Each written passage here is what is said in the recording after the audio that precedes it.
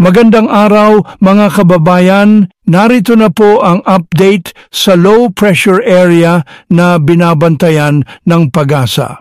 Tuluyan na pong pumasok sa Philippine Area of Responsibility ang LPA ayon po sa PAGASA.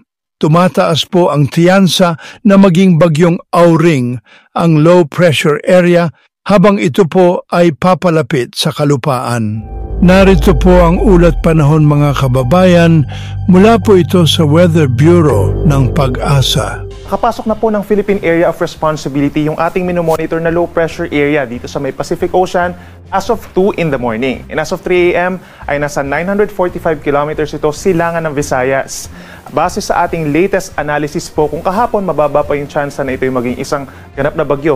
Ngayon ay moderate na po yung tsansa or may katamtamang tsansa na ito yung maging isang ganap na bagyo sa loob po ng 24 oras. So ibig sabihin po, kung sakasakaling maging isang ganap na bagyo or tropical depression ito, bukas or sa Sunday, ay papangalanan po natin ito na Auring or yung magiging unang bagyo for this month of June and even for the year 2025. Ang nakikita nating scenario for today for this low pressure area, lalapit ito dito po sa may bahagi ng Bicol region and Eastern Visayas. Then over the weekend po nakikita natin na halos malapit na ito sa kalupaan po ng Bicol and Eastern Visayas pagsapit po ng weekend. So possible pang mabago yung scenario na nakikita natin for this weather disturbance. Pero ang sure po tayo, magpapaulan ito in many areas of Bicol region, Visayas and Caraga region. At habang lumalapit ito sa ating kalupaan, malalakasin po nito yung habagat or southwest monsoon, hindi lang dito sa Luzon, kundi maging dito rin po sa may western portions of Visayas and Mindanao. Para naman sa maglalayag nating kababayan, over this long weekend, wala po tayong gale warning at least for today po. No? Nakikita natin banayad hanggang katamtaman ng taas sa mga pag-alon. Naglalaro between 0.5 hanggang 1 meter po ang taas sa mga pag-alon. At kapag meron tayong mga thunderstorms, umaabot lamang ito ng 1.5 metro.